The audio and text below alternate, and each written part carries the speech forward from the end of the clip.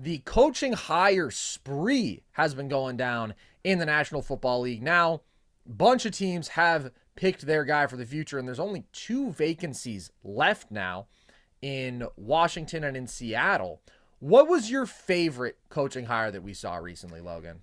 Spree is right. I was really surprised that all of this happened so quickly. Again, teams with head coach openings cannot talk to coordinators or anything before their games are done, right? Like we can. No, they can actually. Well, you can't actually hire a guy though. You can't do. You an can't official hire interview. him, but like Ben Johnson's been interviewing. It's strange to me that a lot of these teams would still pull the trigger with guys like Ben Johnson, McDonald, even like a guy like Bobby Slowick. I was expecting him to get an opportunity to go somewhere else. And again, maybe Bobby wants to stick with C.J. Stroud. Again, there are some coordinator jobs that I think are better than head coaching jobs. One, just fundamentally, you have the shield of the head coach, right? He's going to take the brunt of whatever happens. You're not the guy. That's a big responsibility. You know what I mean? You're the face of the franchise. If you're the OC, you get a shield and you also get one of the best young QBs. Anyway, it surprised me that so many guys flew off when there's so many guys available. So Vrabel's not hired. A lot of weird dynamics with this coaching carousel here. I know a lot of people are impartial to Jim Harbaugh, to the Los Angeles Chargers. Here's what I will say. I think it's going to be a success. I think this is a good hire. I like the fact that they have Harbaugh and that they have Herbert. Dean Spano still owns that team. And they are still the Los Angeles Chargers. And so I don't know why everybody is expecting. I mean, Carson, we are getting Super Bowl predictions after Harbaugh gets hired. Yeah. Guys, it's the Chargers. They play in the AFC West against Patrick Mahomes. What I'm saying is they can be as successful as hell. They can win a lot of games. They're not going to win the division. They're going to have to win 3 straight road games to get to a Super Bowl every year. And they're still the Chargers. So I don't know why we're ready to crown them. I think they win 9 games in their first year with Harbaugh. Wow. So can we briefly just talk about the fact let's do it. that there's a bit of organizational incompetence throughout the AFC West because the Raiders immediately jumped at the opportunity to hire Tom Telesco, who it's not like he was a disaster, but it's like, really? Really? I mean, what did he do? Yeah. He drafted some really good players, but some of the big free agency moves whiffs didn't exactly pay off. That's some Raiders type shit, as they would say. But I love Harbaugh. Harbaugh actually is my pick, but I'll let you give your spiel first. So I'm happy that Harbaugh is there. I think it's the right hire. I think it's the best guy they could have got. There is just I would say a bit of skepticism, a large amount of skepticism that comes with the Los Angeles Chargers. So I don't fully buy in. So I just want to give some honorable mentions here.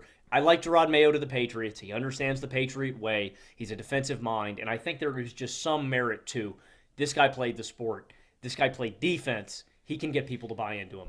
So, and I like Antonio Pierce. Same concept. Was with the Raiders. Did a phenomenal job as head coach. Guys like him. That's a factor that I like. When guys in the locker room are saying that they like you, that means something to me. Good. Football players like you. That's a great thing. My favorite hire, though, and I haven't heard many people talk about this hire, is Dave Canales to the Carolina Panthers. Now, I want to put an asterisk with this. I don't know if the Panthers are going to win a lot of games next year. I don't know if this is going to pay off immediately. 2, they've got an idiot as an owner. I think David Tepper is an idiot. I don't think he knows what he's doing. He's got a lot of money. He's also got a really fat ego. I think that David Tepper could blow this up. And I think he could screw all of it up because we've seen it with the Chargers. It starts with the owner. If the owner doesn't know what he's doing, it falls down. It is a trickle-down effect. Shout out Reaganomics, man. It's just a trickle-down effect where the entire organization gets boned. I think that is a factor. But what Dave Canales did in Tampa Bay, I think he can make the offense great. And I think he is the perfect hire for a young quarterback that needs guidance. The Buccaneers did not have a great offensive line. And so the fact that with a bad foundational piece of your offense, that they were able to have a great offense, it astounds me. They never got any push. They never had any protection for Baker, and yet they were able to succeed. Now, I think this is a different situation. You have a veteran quarterback. You have a lot of weapons. If the Panthers can get Bryce Young some weapons, man, a running back with good hands as a release valve, who is dynamic, a pair of receivers that are athletic, that you can get into space and scheme up one-on-one advantages, I think Canales can make life a lot easier on Bryce Young, and that has to be your focal point. You don't have a first-round pick in this year's draft. Bryce Young is your guy. There is no 180. There is no switch around. There's a new guy. Bryce Young is your guy for the next 5 to 10 years, and so every resource should be geared towards making him confident, making him ready, and putting pieces around him in place to make him successful. Dave Canales, to me, is the best foundational block that they could have given him. I was blown away with what he did in Tampa Bay, and I'm going to be honest with you. It scares me for what Tampa Bay is going to do next year without him. They needed Dave Canales. I think the Bucs could nosedive next year without Dave Canales. As much as I like Baker Mayfield, as much as I like Chris Godwin, as much as I like Mike Evans and Rashad White, Dave Canales was a huge part of that Bucs offense, I think he immediately helps Bryce Young and makes this offense leagues better. It just surprised me. Not a lot of people in the media have been talking about Canales to the Panthers. That is one of my favorite underrated, under-the-radar moves of this offseason. I think it's a good hire, and it goes beyond what he did with Baker this past year. The guy has been a quarterback whisperer. Russell Wilson's best seasons of his career, 2018 to 2020, came when Canales was the quarterback's coach, and then he was the passing game coordinator. Geno's Pro Bowl year. Geno, dude. They wrote him off. He did not write back, and then he exploded under Canales. This year, took a little bit of a step back, and then Baker has a career year. Like, the dude has consistently gotten elite results from quarterbacks. And by the way, even as Russ took a step back in 2021 when Canales was there leading the passing game, look at what Russ could have been. Look at what he was the next year in Denver. Look at what he was this year getting benched. Like, he was still making the most out of him. So I do like that hire.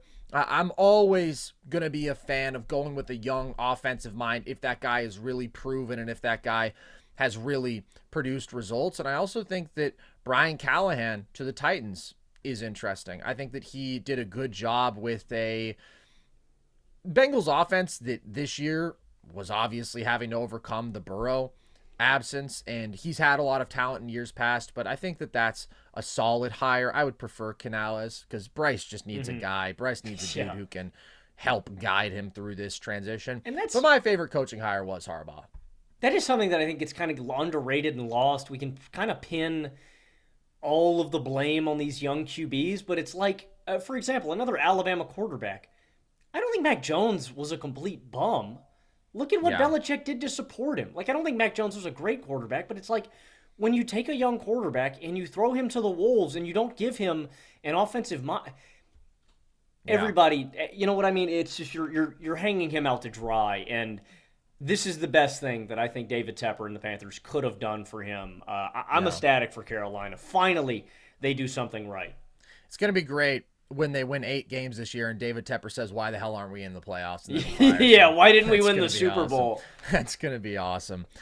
My favorite hire was Harbaugh, though, and the guy is just a winner of epic proportions. What an unbelievable resume he has. Started at San Diego, of course, then takes a 1-win Stanford team. 4 years later, they were a 1-loss team, top 5 in the country. Took a 6-win Niners team. Then they won 13 games his first year. Saved Alex Smith's career. Turned second-round pick Cap into a star who never had comparable success after Harbaugh. And, of course, there is a big complicating factor there, that being that the league blackballed him. But the 2 years after Harbaugh, still, he didn't look nearly the same. And maybe there was a novelty to the read option stuff that people just caught up with. But nevertheless, it's not like he had superstar quarterback talent, and yet they were consistently contending, winning 13 games and doing it with damn good offense. Goes to Michigan, which was in a historic slump for that program. They'd been a top 25 team twice in the last 7 years, coming off a 5-win season. They won 78% of their games while he was there and ended with a natty. Like, the dude is a cultural overhaul guy. He gets the most out of the quarterback position consistently. He is forward-thinking. He is innovative offensively. He hires the right people defensively. And by the way, I think that he's probably going to bring Jesse Minter with him from Michigan to be the defensive coordinator with the Chargers. And I think that that'll be a good move. And this is just a team that needs an overhaul, man. They need dramatic change. And I think that Harbaugh is the guy who can deliver that. And if anybody can overcome the negative juju and the Chargers curse, it's going to be him, because that's what he's done. He's taken bad situations and he's turned them into damn good situations. And now he has the one piece that he hasn't consistently had. Yeah. And that's a great quarterback. I mean, obviously he had Andrew Luck at Stanford at the end, and J.J. McCarthy, good college quarterback. I think that he got the most out of him. But having a guy like Justin Herbert is special. And the Chargers have managed to mess up everything around him. Harbaugh historically has managed to overcome a limitation at the most important position. So I do think it's great. I don't know that he can singularly bump them up to like Super Bowl contender, in my opinion. But I definitely think we're going to see them in the playoffs next year. I think this is going to be an improved all-around team on both sides of the ball. And I'm just pumped, dude. I've loved this fit. I've been excited to see Harbaugh back in the league. And I think this is a big win for all parties involved. This is the best job for him to take because he gets Herbert. 100%. If there is anybody, Carson, you lay out an immaculate argument. If there is anybody that can exercise them demons in L.A., it is Mr. Harbaugh. Highest winning percentage in NFL history, man. I believe, I don't know, what was it, like 44-13-1? I'm gonna get Jamie on that. No, man. it can't be quite that good. 19 maybe? Well, let's think. That's got to be what it is, because 64 games, 4 years. It's got to be 44-19-1, because they lost. Wow, I mean, dude. Year. 49-22-1 as an NFL coach, 133-52 as a college coach. I mean, is that counting postseason, his NFL?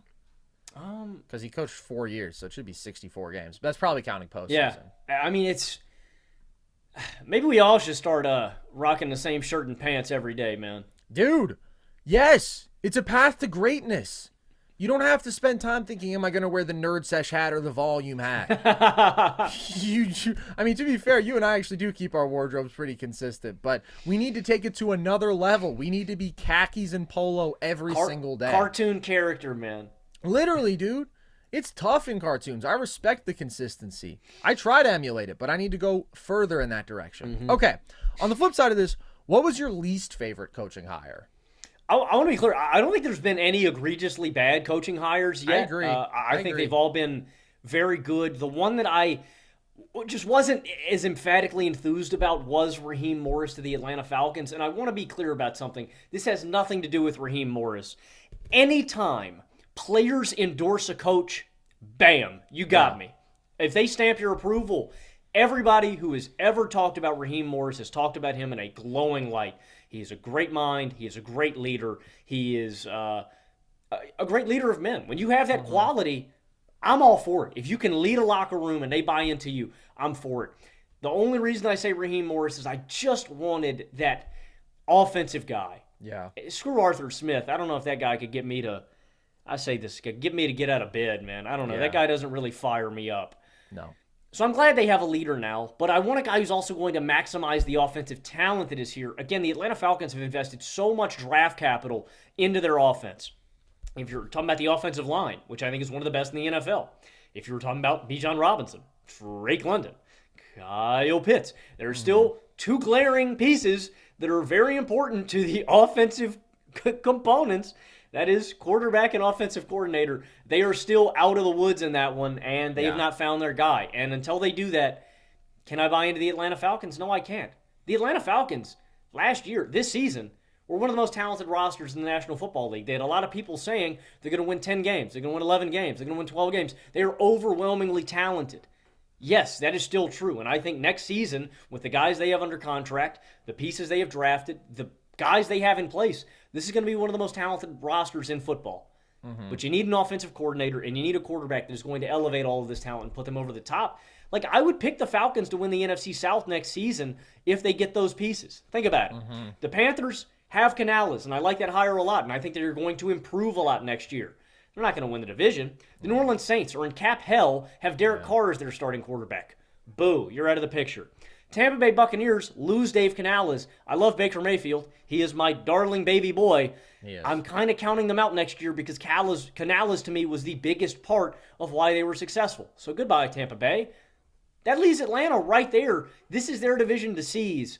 And I think they can do it with Raheem. it's just I want that offensive guy and I want that quarterback. And until they get those pieces, I can't put my full confidence into the team. Yeah, I agree. I think that Raheem Morris is my least favorite. I also agree, though, that it's not like I've really looked at any of these decisions and been like, what the hell? And also, unless you've been a head coach before, which Raheem Morris has, but it was 15 years ago. It was a long time ago. I wasn't dialed into what was going on in 2009 and 2011 with Raheem Morris and the boys. I'm generally not going to like crush a head coaching hire because it's kind of like, on what basis? Like, we kind of got to see, can you do the job? If you've consistently sucked at the job, right? If you hire Josh McDaniels, I'm going to say that's stupid. Don't hire Josh McDaniels. But I can't shred Raheem Morris. It is, to me, just a question of the other options that were out there. Belichick was the favorite, but Ben Johnson has always been my favorite for them because I will say, I just think Ben Johnson is the best play caller out there. Yeah. So I talk about how I'm good with Brian Callahan to the Titans, but also it's like, well, I would have preferred Ben Johnson. So you can kind of apply that standard to a lot of these teams, but specifically with the Falcons, you feel like this is a team oozing with offensive talent. They are getting none of it basically to actually materialize at the level that you want.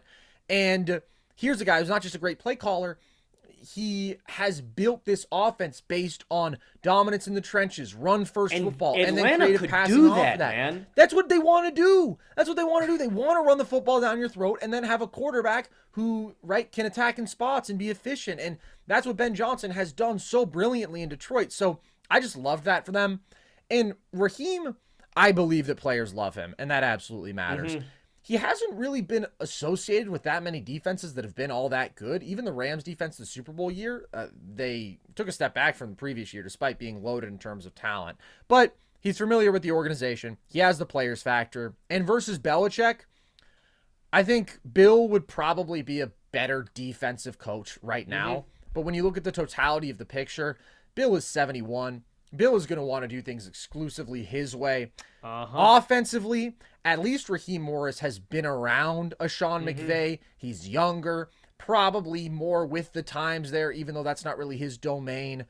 Bill, we've seen what he's done. Matt Patricia and Bill O'Brien, like, it's scary giving offensive control to Bill and his guys. So for the future, I get it also because it's like, what's Belichick going to do? He's going to stick around for 3 years. He's going to get the all-time wins record. He's going to prove that he could win the NFC South without Tom Brady, and then he's probably going to pack it up anyways. Raheem, if it hits, could be the guy for you. So I get it versus Belichick versus Ben Johnson, though. I think he's a better fit and a better coach.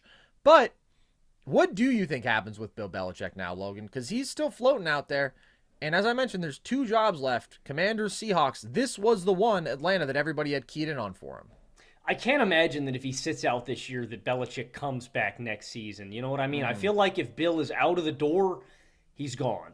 Yeah. It's tough because I completely understand why Atlanta wouldn't want to go with Belichick for a lot of the reasons you laid out, but also because of how he ran the Patriots dynasty like a dictator. One, the age is a factor, but 2, I think that's an important component is his stubbornness and his, total control. Bill wants to draft guys. Bill wants to run everything, and I think Bill has proven that, 1, I think that's kind of a hard way for your organization to buy in, and 2, do you really want to give total control of your organization to Bill at this age? Yeah. He hasn't shown that he can do offense. And so I wonder, I think Bill's got way too much pride and way too much experience to accept the job as a DC. And I think maybe that's I hate saying it like that because, again, Bill is the most accomplished guy ever, but I think that's probably the ideal role for Bill at this point because of, like what you said, Bill's not going to be around too long. So give him a great defense now and just let them coach them up. If Bill can put his ego aside and do that, I think that's the best case scenario for everybody. I don't think people want to give him a head coaching job because it's not going to last long. And I don't really think Seattle or Washington are great landing spots for him. That being said, it is strange, Carson. You think about the old quarterbacks that have ended, original tenures. It's strange that he's not going to get rehired. Bill Parcells got rehired. Marty Schottenheimer, at his old age, found a way to get to San Diego and was successful. Dick Vermeil famously takes a long break after coaching the Philadelphia Eagles, comes back and wins a Super Bowl with the Rams. So it's not like it's unprecedented that old coaches, don't get, hired. They really do, especially if you've been successful in previous situations. Yeah. I think you were seeing a league mindset switch, though. We don't need this guy to build our culture up and to build our franchise up. We want to go younger. We want to go more offensively inclined. And Bill is on his way out. I think Bill, the best scenario for him is to find a defense that is very talented and be a defensive coordinator somewhere. But I don't see him accepting that role. No.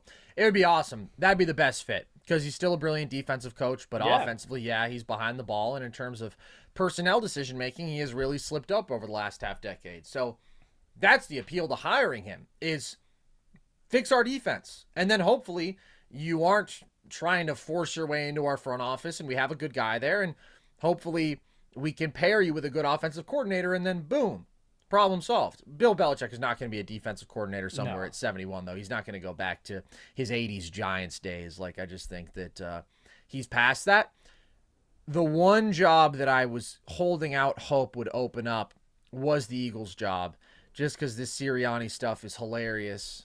He's apparently going to be doing even less in terms of offensive involvement next year, so he's literally just there for vibes to call timeouts. Did you see that presser? That was one of the dumbest questions I've ever heard. If the offensive coordinator calls offensive plays and if the defensive coordinator does defense, what do you do, Nick? Dog.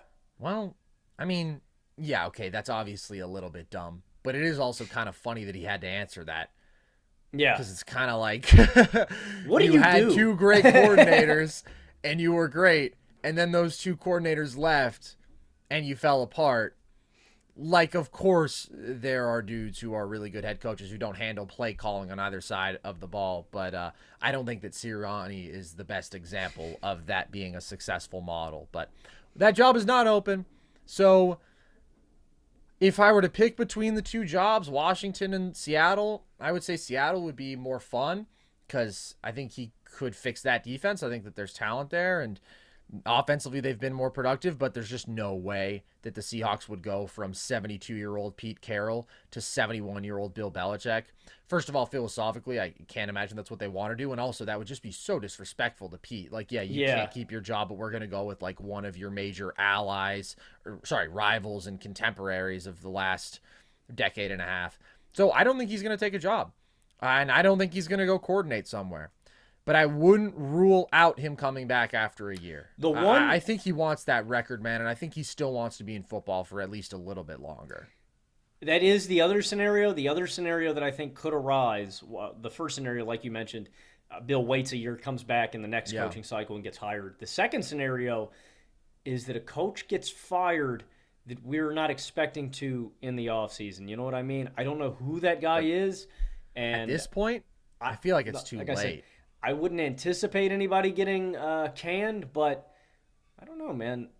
McCarthy's keeping his job. Sirianni's keeping his job. Those are the two bums. I've heard some rumors that there could be potentially another coach getting fired and another job opening up. So I think there's a little bit of a potential, but I concur with you. I think Belichick sits out a season, and I think somebody swings on him next year. Yeah. This is surprising to some extent. But at the same time, he had only really shown interest in one job, and he had only interviewed for one job in Atlanta, and a couple of the other best jobs, Dallas, Philly, didn't end up opening up. So it's kind of not shocking when you think about how all the things have played out. A few weeks ago, it felt like, oh yeah, Bill Belichick is going to be coaching somewhere this year. Mm-hmm. But the dominoes have just started and continue to fall in a way where now it's like, okay, Atlanta hires the different guy, and that's kind of it. We'll see. He could be hired by Washington or Seattle, but it doesn't seem likely. And I also agree with what you're saying. I think the whole league wants to get younger. They want to get more offensive. I mean, that much is clear. It's been clear. And Bill is going to want to do things his way or the highway. And the last couple years, the results haven't necessarily justified giving him that sort of control over your entire organization. I still think he'd be very good for anyone's defense, but the whole picture of it, he's not quite what he used to be. And the long-term upside, you're not getting 10 years out of Bill Belichick. So I understand it from that perspective.